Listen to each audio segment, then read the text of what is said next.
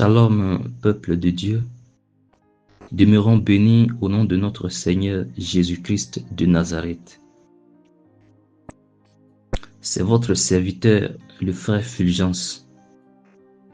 Et le vœu de mon cœur est que l'Éternel, le Dieu Tout-Puissant qui a ramené d'entre les morts le grand berger de nos âmes, nous accorde la grâce d'une vie de sanctification, d'obéissance complète à sa parole, pour pouvoir rester debout lorsque le Seigneur Jésus-Christ apparaîtra dans les airs pour l'enlèvement de son Église. Par la grâce de notre Seigneur et Sauveur Jésus-Christ, je vais recommander ce moment d'exhortation entre les mains de notre Seigneur. Père, entre tes mains, je remets le contrôle de tout mon être, esprit, âme et corps.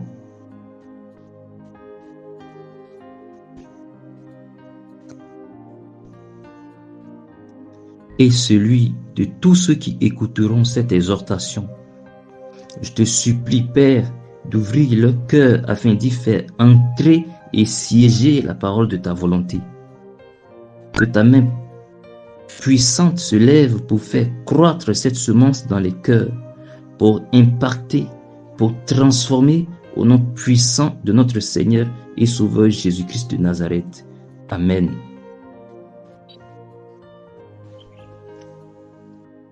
Gloire soit rendue à notre Seigneur et Sauveur Jésus-Christ qui m'accorde le privilège encore aujourd'hui de venir livrer ce message d'exhortation à son peuple, dont le thème est la désobéissance à la parole de Dieu et l'âme face à son destin final.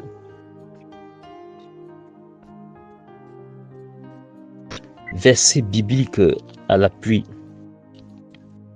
Hébreux chapitre 3, versets 7 à 8. Ézéchiel chapitre 32, verset 30. Job chapitre 19, verset 29. Matthieu chapitre 25, verset 41. Ésaïe chapitre 27, verset 5. 1 Samuel chapitre 15, verset 23. Bien-aimés du Seigneur, comme cela est écrit. Au commencement était la parole.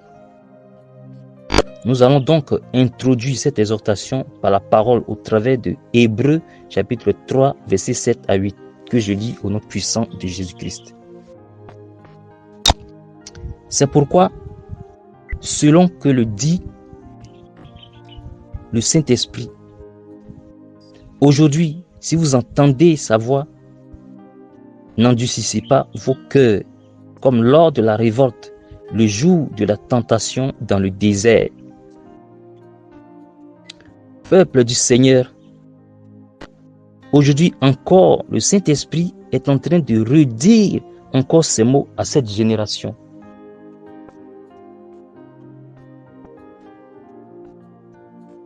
Dieu a juré à cette génération du passé qu'elle ne verrait point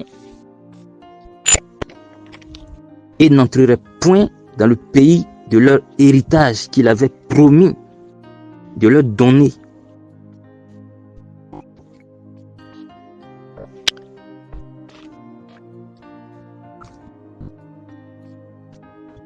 Ils ont erré dans le désert jusqu'à ce que cette génération qui a tenté Dieu, qui s'est révolté contre Dieu, périsse dans le désert. Car nous connaissons tous la parole de Dieu. Elle est irrévocable. Quand elle sort de sa bouche, elle doit accomplir certainement sa volonté. Ainsi donc, aucun d'entre eux n'est entré dans ce pays, si ce n'est Caleb et Josué qui seuls ont obéi à sa voix. Parce que Dieu traite alliance avec son peuple conformément à sa parole.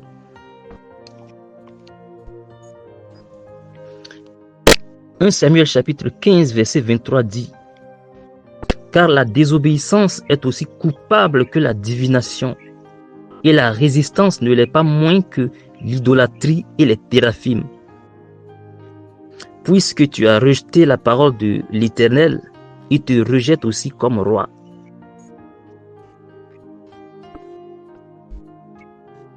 Ça, c'est une parole que le Seigneur avait adressée à Saül. Dieu a rejeté Saül parce qu'il avait désobéi à sa parole.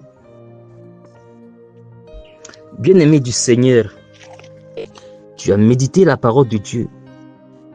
Tu as écouté les enseignements. Sache aussi qu'il y a un moment pour écouter et aussi un moment pour mettre la parole que tu as écoutée en pratique. Et si Dieu présente l'occasion de la mettre en pratique, mets-la en pratique. Là, Josué, de son côté, a signalé que il est signalé dans le livre de Josué 1, verset 8, que c'est en mettant la parole de Dieu en pratique qu'on peut réussir à tout ce que nous entreprenons. Que ce soit dans notre relation avec Dieu, que ce soit dans tout ce que nous faisons dans notre vie. Ainsi donc, mets la parole en pratique. Car si tu ne mets pas en pratique la parole et que tu la rejettes, ce n'est pas la parole seulement que tu rejettes, mais tu rejettes automatiquement Dieu.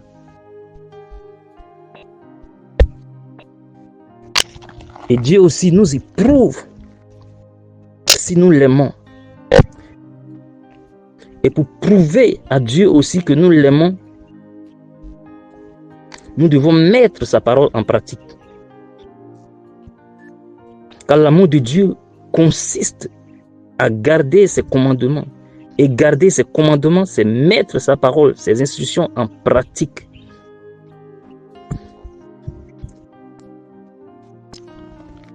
Notre Seigneur Jésus-Christ n'a pas seulement dit « Allez et faites de toutes les nations des disciples », mais il a aussi ajouté « Enseignez-leur à observer tout ce que je vous ai prescrit ». C'est ça la discipline en Christ. Tout ce que la parole nous enseigne, nous révèle. Tout ce que la parole dit, il faut la mettre en pratique.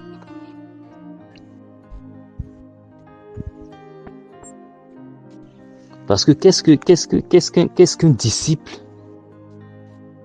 Le disciple n'est-il pas celui qui obéit à la voix de son maître, qui est toujours prêt à faire tout ce que son Seigneur, son maître lui commande? C'est comme la servante qui regarde toujours la main de sa maîtresse. Et dès que la main de sa maîtresse se lève pour lui indiquer quelque chose à faire, elle se lève et obéit automatiquement.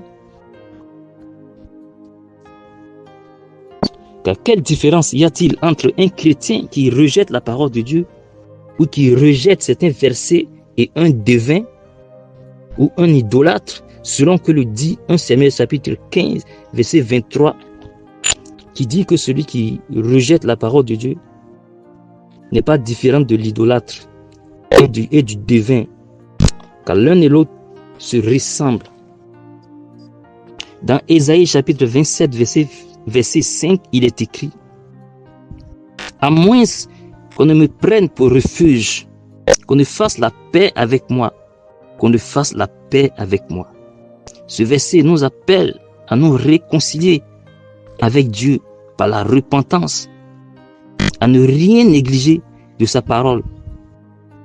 Peuple du Seigneur, aucun homme sur la terre n'a idée de ce qui attend ceux qui désobéissent à la voix de celui qui est saint, qui nous a aussi appelés à sa grâce. Ne nous séduisons pas nous-mêmes par une interprétation charnelle du don de la grâce. Car Tite chapitre 2 verset 11 à 12 dit « Car la grâce de Dieu, source de salut pour tous les hommes, a été manifestée et nous enseigne à renoncer à l'impiété et aux convoitises mondaines et à vivre dans le siècle présent selon la sagesse, la justice et la piété. » Et la sagesse, la justice et la piété, ce sont des éléments que comporte la parole de Dieu, l'obéissance de la parole de Dieu. Matthieu chapitre 25, verset 41 dit « Ensuite, il dira à ceux qui sont à sa gauche, retirez-vous de moi, maudit, allez dans le feu éternel qui a été préparé pour le diable et ses anges. Bien-aimés, quand le roi aura prononcé cette sentence éternelle, que ferons-nous? En ce moment-là, l'âme se retrouve face à son destin. Et aucune des choses que nous avons aimées à la place de Dieu ne pourra nous délivrer. Ni nos biens matériels, ni nos maris, ni nos mères, ni femmes, ni notre père, ni notre voiture.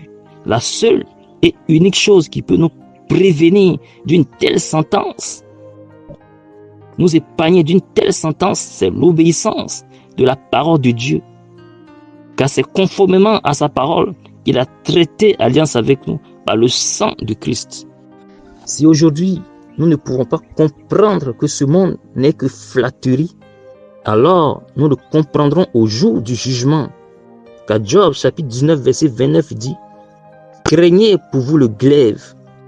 Les châtiments par le glaive sont terribles et sachez qu'il y a un jugement. »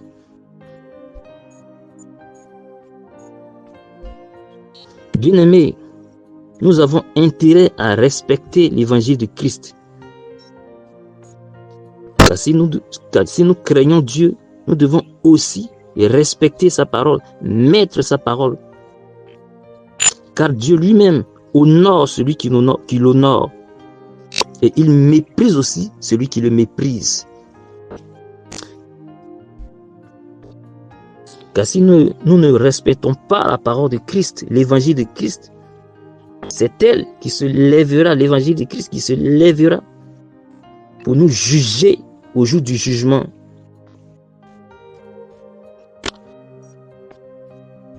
Bien-aimé peuple de Dieu, ce que nous avons le plus expérimenté dans notre génération, c'est l'amour de Dieu à cause du don de sa grâce. Cependant, n'ignorons pas du tout que Dieu a une autre face, la face du Dieu redoutable qui se venge de ses ennemis et de tous les rebelles.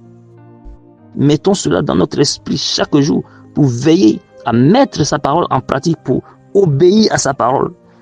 Soyons conscients de la colère de Dieu aussi. Peuple du Seigneur, pendant que la grâce est là, mettons-nous à l'œuvre dans tout ce qu'elle nous enseigne et craignons Dieu, car maintenant nous expérimentons son amour par sa grâce. Et c'est cet amour qui nous incite à la repentance, à la sanctification. Si nous n'agissons pas ainsi, nous ferons face à sa colère ardente un jour. Ézéchiel chapitre 12 verset 30 dit « Là sont les princes du Septentrion et tous les Sidoniens qui sont descendus vers les morts, confus malgré la terreur qu'inspirait leur vaillance. Ces incirconcis sont couchés avec ceux qui sont morts par l'épée, et ils ont porté leur ignominie vers ceux qui descendent dans la force. Or, les incirconcis, ce sont ceux qui marchent selon la chair, alors que la chair n'obéit point à la parole de Dieu. Et malgré la vaillance de ces héros, de ces rois, de ces grands rois qui ont régné sur cette terre, ils n'ont pas pu se défendre après leur mort.